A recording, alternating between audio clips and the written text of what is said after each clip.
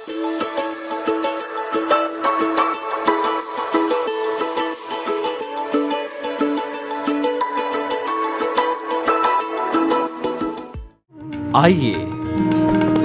सुनिए, देखिए, समझिए सनातन सत्य।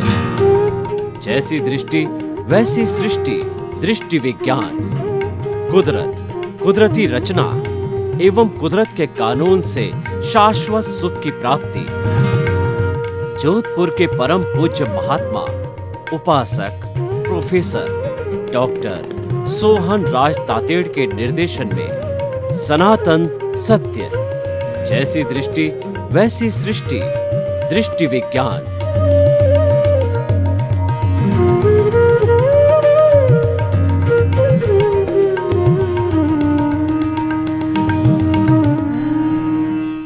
भाई और बहनों, मातृशक्ति को नमन। स्टूडियो में आपका हार्दिक स्वागत है, अभिनंदन है, सत्कार है। आत्मविज्ञान साइंस ऑफ द सोल कार्यक्रम के अंतर्गत हम आपको सही दृष्टि, सही सोच, राइट विजन, राइट थिंकन के तहत आपकी रॉन्ग बिलीफ को समाप्त करते हैं और उसकी जगह आपकी राइट बिलीफ पैदा करते हैं। क्योंकि ऐसा कहा जाता है कि दिशा बदल दो, दशा बदल जाती है, और दृष्टि बदल दो, सृष्टि बदल जाती है। नजर बदल दो, नजरिया बदल जाता है। हम आपकी नजर को बदलना चाहते हैं, आपकी दृष्टि को बदलना चाहते हैं, ताकि आपकी सृष्टि बदल जाए, आप अच्छे इंसान बन जाओ और आप समाज का भला करो और अपने मानव जीवन की सार्थकता करो। और ये सारा कार्य हम नए नए एपिसोड्स के माध्यम से करते हैं। तो आज बहुत सुंदर एपिसोड लेकर के हम आपके सामने प्रस्तुत हो रहे हैं। आज का हमारा विषय है ब्रह्मचर्य की साधना। अति सुंदर विषय है। ब्रह्मचर्य का संधि विच्छेद करें तो ब्रह्मचर्या करना। ब्रह्म क्या? ईश्वर है। ब्रह्म को ईश्वर कहा गया है। ईश्वर के जैसा जीवन जीना। ईश्वर के जैसा जीवन क्या है कि हमारी जो 5 इंद्रियां हैं, जो हमारा स्पर्शन, रसन, घ्राण, चक्षु, श्रोत्राणी, ये 5 इंद्रियां बाहरी जो हमारा वातावरण है, बाहरी जो हमारा लोक है, बाहरी जो हमारा जगत है, उसमें 5 इंद्रियों के 23 विषय होते हैं। स्पर्शन का होता मतलब स्पर्श करना, हाथ पांव वगैरह, और खुरदरा है या मुलायम स्पर्श। रसन है जीभ के द्वारा स्वाद लेना, घ्राण है सुगंध दुर्गंध लेना, आँख के द्वारा, चक्षु के द्वारा वो देखना, और कानों के द्वारा सुनना।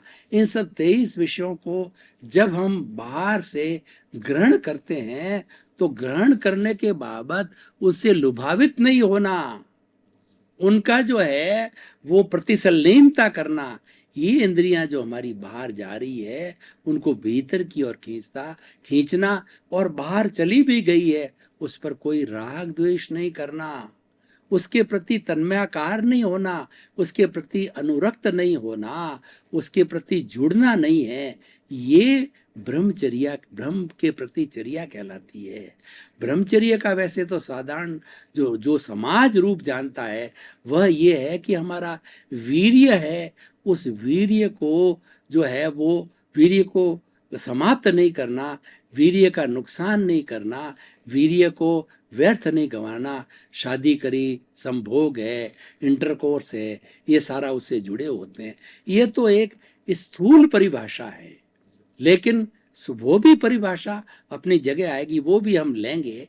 लेकिन ब्रह्मचर्य का जो विशद विवरण है वो ये है कि हमारे भीतर जो राग द्वेष की दृष्टि है, उस दृष्टि के भीतर उसको समता का भाव रखना। हमारे 2 आंखें हैं, एक राग की आंख है, एक द्वेष की आंख है, और ये राग द्वेष का चश्मा लगा हुआ है। उस चश्मे के तहत हम किसी व्यक्ति को देखते हैं या वस्तु को देखते हैं, तब हम कहते हैं ये अच्छी है, ये बुरी है, ये खराब है, ये अच्छी है, ये लाइक है, ये डिसलाइक है, ये प्रिय है, अप्रिय है। ये 2 चीजें हम रिएक्शन करते हैं, ओपिनियन करते हैं, और उसके प्रति अपना अभिप्राय देते हैं। तो ये राग द्वेष जो है ये हमारी ब्रह्मचर्य में की साधना में खलल पैदा करती है। और उसकी जगह हम तीसरा नेत्र खोल दें। शिव जी ने जो तीसरा नेत्र खोला था, वो तीसरा नेत्र जो है हमारा ये पिनियल ग्रंथि का स्थान आज्ञा चक्र है। ये हमारा दर्शन केंद्र है जहाँ पर आत्मा का निवास माना जाता है। अगर ये भीतर का नेत्र खुल जावे, वो भीतर का नेत्र है समता का नेत्र है। जब वो समता का नेत्र खुल जाता है तो बाहर के ये भौतिक दो नेत्र है, लाइक डिसलाइक के, प्रियता अप्रियता के, राग द्वेष के, कषाय के, क्रोध मान माया लोभ के है, उस पर नियंत्रण हो जाता है, उस पर अंकुश हो जाता है और दोनों को एक समान समझने लग जाते हैं। हम राग द्वेष को एक समान समझने लग जाते हैं, किसी भी तरह अनुरक्त नहीं होते हैं, न इधर झुकते हैं न उधर झुकते हैं। हम तो तराजू का जो समतल है, समतल तराजू की तरह रहते हैं, आत्मवत रहते हैं। यानी हम जो है अपना दृष्टिकोण किसी के साथ जोड़ते रही हैं, वह समता का भाव है। वो मात्र वस्तु को देखने का होता है, वस्तु है, उसके वस्तु के स्वरूप को देखना व्यक्ति है, उसके स्वरूप को देखना। अब व्यक्ति काला है, गोरा है, अच्छा है या बुरा है, वस्तु है, खाने की स्वादिष्ट है और ये स्वादिष्ट नहीं है, उसको नहीं देखा जाता है। वस्तु है, उस वस्तु के अस्तित्व को देखा जाता है, व्यक्ति के अस्तित्व को देखा जाता है। जब मात्र तात्विक दृष्टि से हम उसको अस्तित्व को देखने लग जाते हैं तो हम समता की साधना करते हैं और ये ब्रह्मचर्य की साधना है। तो हमारा जो ब्रह्मचर्य की साधना का विषय है वो समता की साधना है, वो तीसरा नेत्र की साधना है, वो प्रियता अप्रियता से हट करके संभाव की साधना है, वो इक्वलिटी की साधना है। दोनों को सम समझना, न तो इसको तवज्जो देना न उसको तवज्जो देना, और उसके साथ में न्याय की दृष्टि और समता की साधना होती है। तो अगर हमारा जीवन ब्रह्मचर्य की साधना से ओतप्रोत हो जाता है तो हमें जीवन में कोई कठिनाई नहीं होती है। और गीता की बात का संदर्भ दें तो ऐसा व्यक्ति जो है वो प्रज्ञा चक्षु बन जाता है, वह जो है वो प्रज्ञा जागृत हो जाती है, वह स्थित प्रज्ञ बन जाता है। स्थित प्रज्ञ वह होता है जो ब्रह्मचर्य की साधना करता है, वो राग द्वेष से मुक्त होकर के वीतराग की साधना करता है, वो समता की साधना करता है, दोनों को एक समान मानता है। सर्दी हो, गर्मी हो, ऊंचा हो, नीचा हो, लाभ हो, हानि हो, प्रतिष्ठा हो, अप्रतिष्ठा हो, मान हो और मान हो या कोई भी अमान हो, हर स्थिति के अंदर वो समान रहता है। ये ब्रह्मचर्य की साधना है, ये स्थित प्रज्ञ की साधना है, ये प्रज्ञा चक्षु की साधना है। जब हमारी प्रज्ञा जागृत हो जाती है, प्रज्ञा चक्षु बनते हैं। प्रज्ञा क्या है? हमारे देखिए ये हमारा शरीर है, इस शरीर को हम देखते हैं, इसमें 5 इंद्रियां हैं। इंद्रियों के आगे चलें तो मन है, बुद्धि है, चित्त है, अहंकार है, ये अंतःकरण कहलाता है।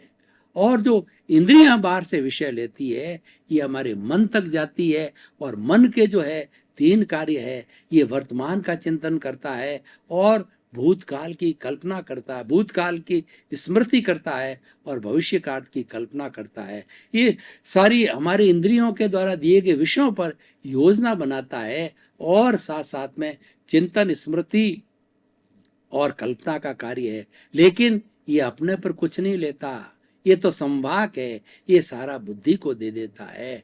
बुद्धि एक जज का काम करती है, निर्णायक होती है, लेकिन बुद्धि भी निर्णय कब लेती है? तब वो बंधी हुई है चित्त के मालिक से। तो मन, बुद्धि, चित्त को जो और अहंकार, चौथा ये देखिए चित्त भी बेचारा क्या करे। चित्त और बुद्धि सब अच्छा निर्णय लेना चाहती है, लेकिन अहंकार बीच में आ जाता है। अहंकार की जब भावना आती है तो हम राग द्वेष में चले जाते हैं, हम असमता में चले जाते हैं, हम पक्षपात में चले जाते हैं, हम प्रियता अप्रियता में चले जाते हैं, हम लाइक डिसलाइक में चले जाते हैं। तो ऐसी स्थिति के अंदर बुद्धि सही निर्णय नहीं ले सकती और हमारा अंतःकरण, हमारा जो अहंकार है वो अंतःकरण को दूषित कर देता है, और दूषित करने से जो है हम ब्रह्मचर्य की साधना नहीं कर सकते। तो ब्रह्मचर्य की साधना के अंदर दखल करने वाला कौन है? अहंकार है। अहंकार को जीतना बहुत जरूरी है।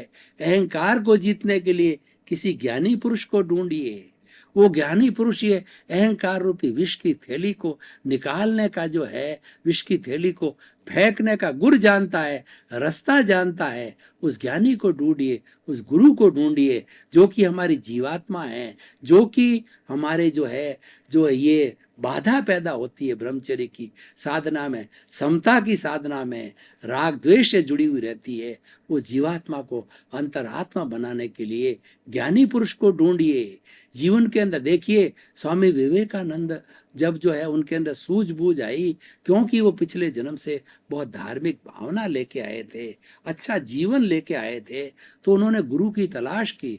बहुत से गुरुओं के पास गए, किसी में श्रद्धा उनकी नहीं टिकी।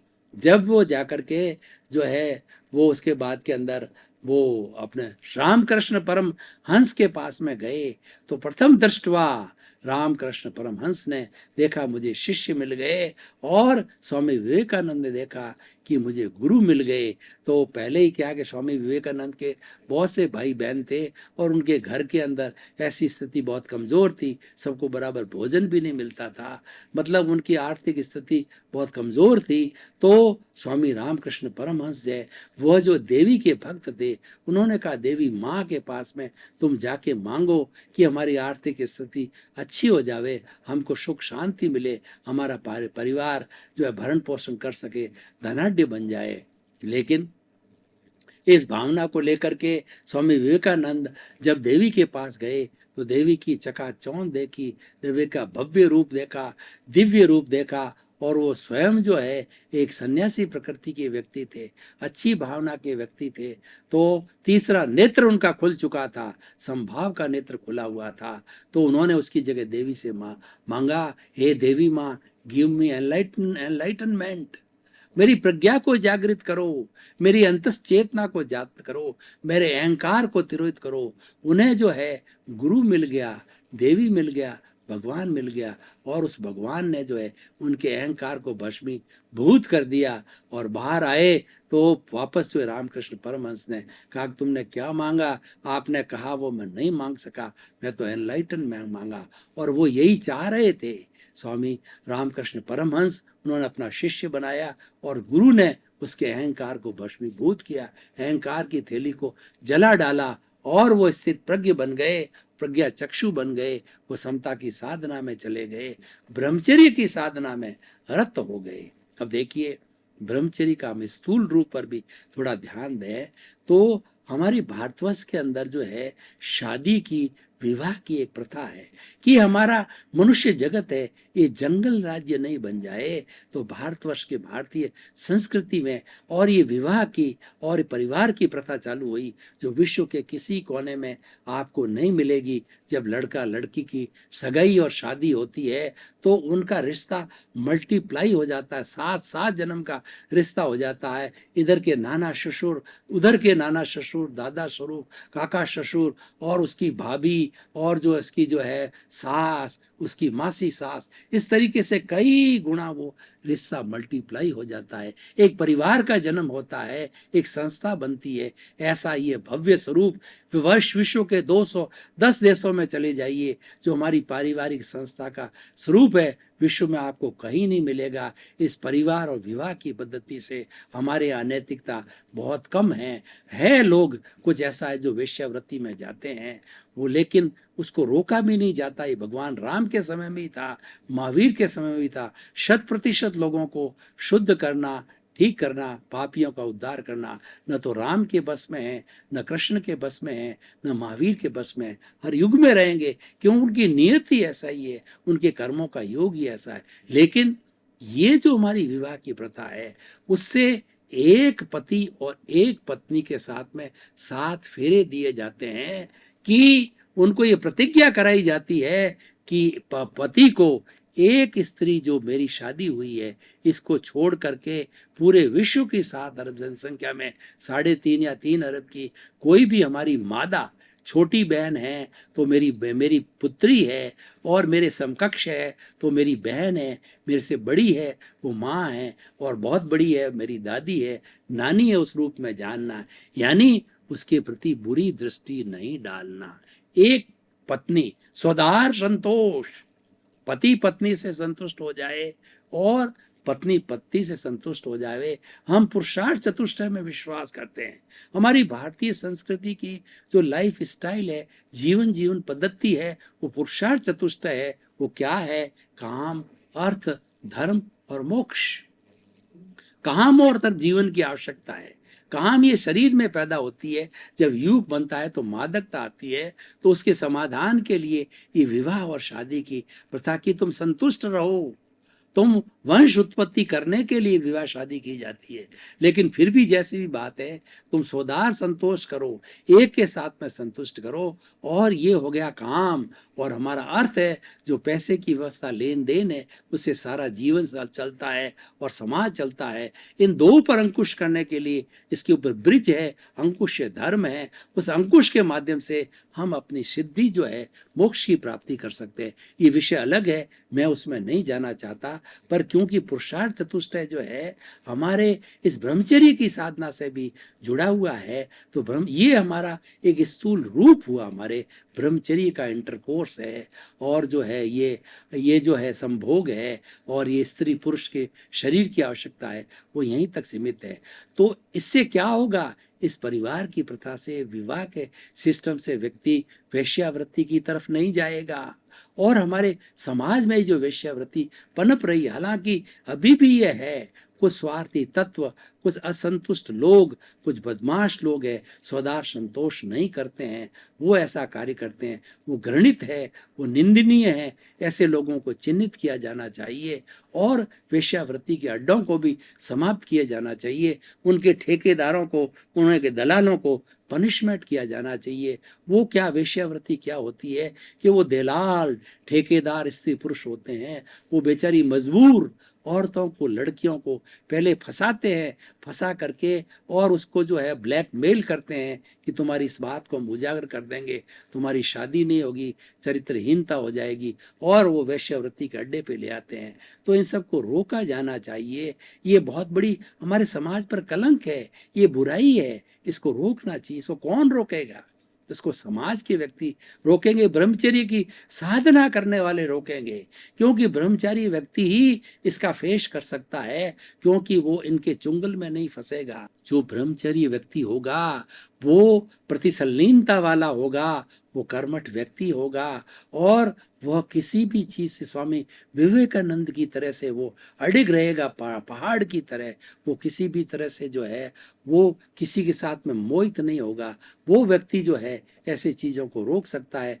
और सरकार को रोकना चाहिए, सरकार को कड़े कानून लाने चाहिए। सरकार ला भी नहीं है, ला भी रही है, लेकिन फिर समाज में बुराइयां यूं क्यों हैं? बड़ी विचित्र बात है हमारे भारतवर्ष के अंदर कि कड़े से कड़े कानून बने हुए हैं, रेप के लिए कड़े से कड़े कानून बन गए, लेकिन फिर भी रेप की संख्या बढ़ती जा रही है। और वेश्यावृत्ति पे बड़े बड़े कानून हैं, फिर भी वेश्यावृत्ति बन रही है। नशे पे बड़े के बड़े नशा मुक्ति लागू कर दिया गया, फिर भी नशा पनप रहा है। ईश्वर जाने ये हमारे भारतवर्ष के लोग कैसे हैं, उस अपराध की दुनिया के अपराध का जीवन क्यों जीना चाहते हैं।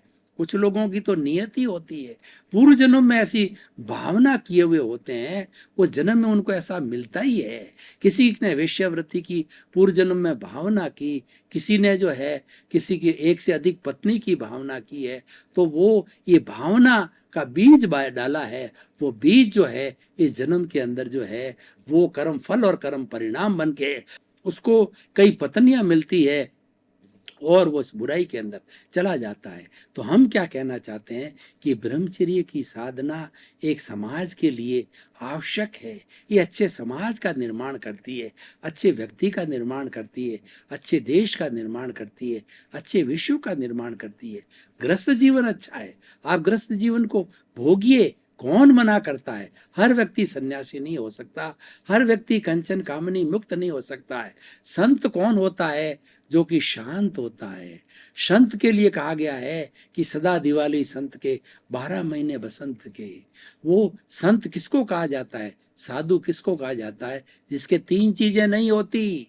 पहला, जिसके रसोई नहीं होती, उसको पकाना नहीं पड़ता है, वो भिक्षा मांग के खाते हैं। और किसी के घर नहीं होता है, वो मठ बना के, घर बना के, बंगले बना करके नहीं रहते हैं। और किसी के रिलेशंस नहीं होते हैं। अगर कोई की अपनी माँ, उसने दीक्षित व्यक्ति है, सामने उसकी माँ आ गई तो भी कहेगा हमारी संसार पक्षीय माँ है, संसार पक्षीय भाई है, संसार पक्षी पिता है, क्योंकि वो वसुधैव कुटुंबकम का सदस्य बन जाता है, पूरी दुनिया का सदस्य बन जाता है, और वह जो है परमात्मा का रूप हो जाता है, वह तिन्नाणम तार्याणम हो जाता है। ब्रह्मचर्य की साधना करने वाला स्वयं वो साधना करते करते अपने इंद्रियों पर अंकुश प्राप्त करके कुंडलिनी जागृत करके वो सारे ज्ञान को शस्त्र सार में ले आता है, और अच्छा चिंतन करके अच्छी भावना इस जो है पूरे कॉस्मॉस के अंदर फैलाता है, पॉजिटिव एनर्जी फैलाता है, और एक स्वयं स्वयं समय आता है कि वह सद्भावना करता करता उसका जो कार्बन शरीर है, उसका जो लिंग शरीर है, उसकी जो कॉजल बॉडी है, उसका जो राग द्वेष है, कषाय है, क्रोध मान माया लोभ, सारी बुराइयों को धो करके वह एक दिन सिद्ध बुद्ध और मुक्त बन जाता है। लेकिन बनता कौन है? ब्रह्मचर्य की साधना करने वाला। ब्रह्मचर्य की साधना स्वदार संतोष है, हमने अलाउ किया।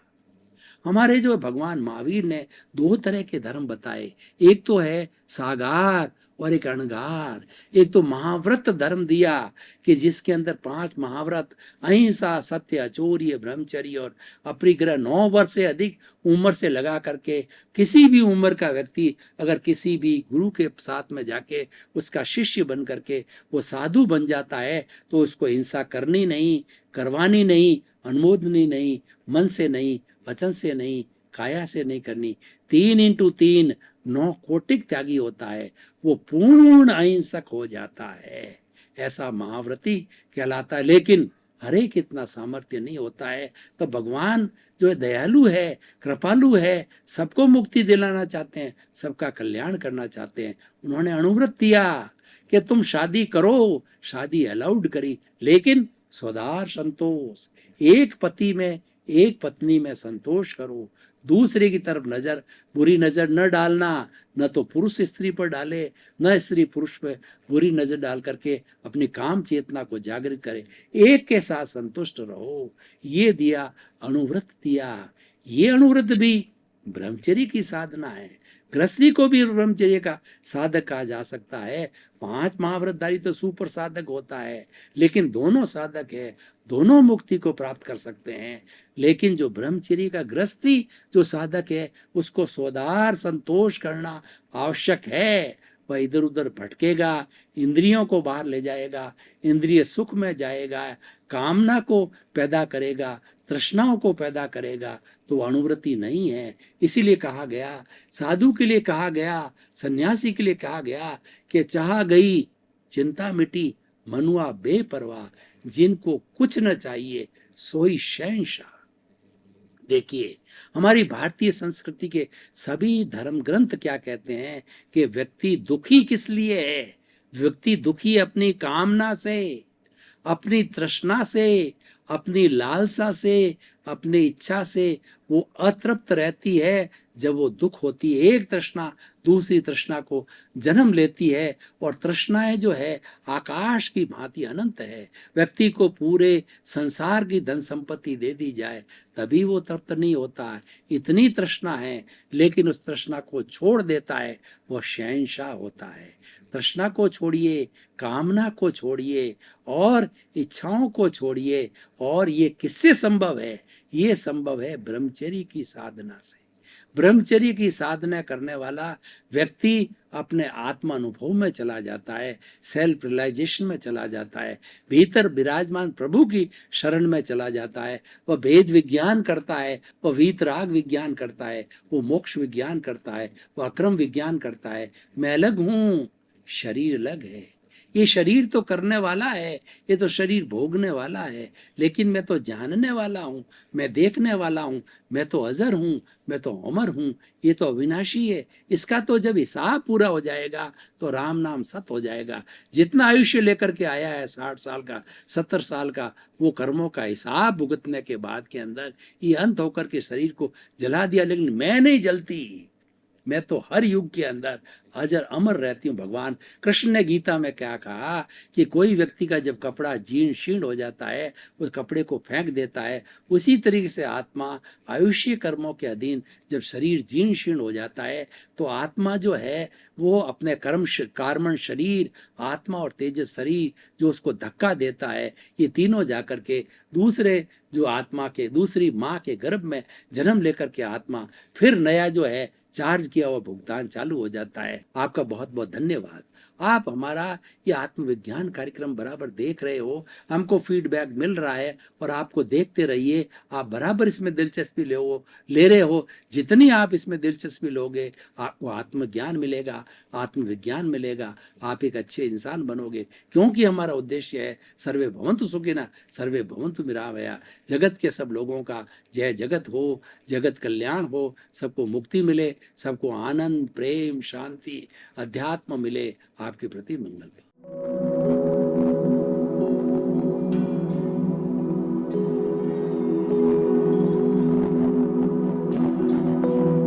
एक ऐसा अंतर्राष्ट्रीय ख्याति प्राप्त मानव जो गुरु प्रेरणा से पिछले 20 वर्षों से वानप्रस्थ जीवन जीते हुए 24 घंटे मानवता की सेवा में संलग्न है। एक ऐसा मानव जो अभी राष्ट्रीय, अंतर्राष्ट्रीय टीवी चैनलों पर 7,500 एपिसोड के माध्यम से सनातन सत्य, आत्मविज्ञान एवं पुनरुत्थान, व्यवहार एवं निश्चय जगत के जीवनोपयोगी विषयों पर हृदय स्पर्शी प्रवचन कर चुका है। उस मानव का नाम है महात्मा उपासक प्रोफेसर डॉक्टर सोहन राज तातेड़। प्रोफेसर तातेड़ द्वारा योग, दर्शन, शिक्षा विषयों पर रचित पीएचडी स्तर के 250 शोध ग्रंथ भारत के 100 प्रतिष्ठित विश्वविद्यालयों में शोधार्थी पढ़ रहे हैं तथा वे सभी शोध ग्रंथ वहां की सेंट्रल लाइब्रेरियों में उपलब्ध हैं। महात्मा सोहन राज ने अभी तक हजारों स्कूलों, कॉलेजों, विश्वविद्यालयों एवं संस्थाओं में सेमिनार, वर्कशॉप, कैंप लगाकर लाखों विद्यार्थियों को योग, दर्शन, शिक्षा का प्रशिक्षण देकर उन्हें सुसंस्कारित किया। डॉक्टर तातेड़ ने भारतीय संस्कृति उत्थान के 4000 से अधिक समसामयिक विषयों पर आर्टिकल लिखकर ऑनलाइन जर्नल, पत्रिकाओं, वेबसाइट्स पर प्रकाशित किया, जिसका उपयोग लाखों पाठक कर रहे हैं।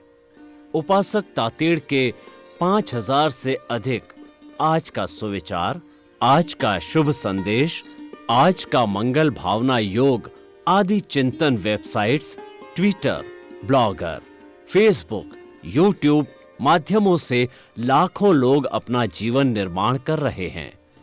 मानवता के मसीहा ऐसे महामानव महात्मा सोहन राज तातेड़ के प्रोफाइल को अभी तक विश्व के 20 लाख दर्शक यूट्यूब पर, 12 लाख गूगल पर एवं लाखों दर्शक फेसबुक, ब्लॉगर, ट्विटर और इंस्टाग्राम पर देख चुके हैं।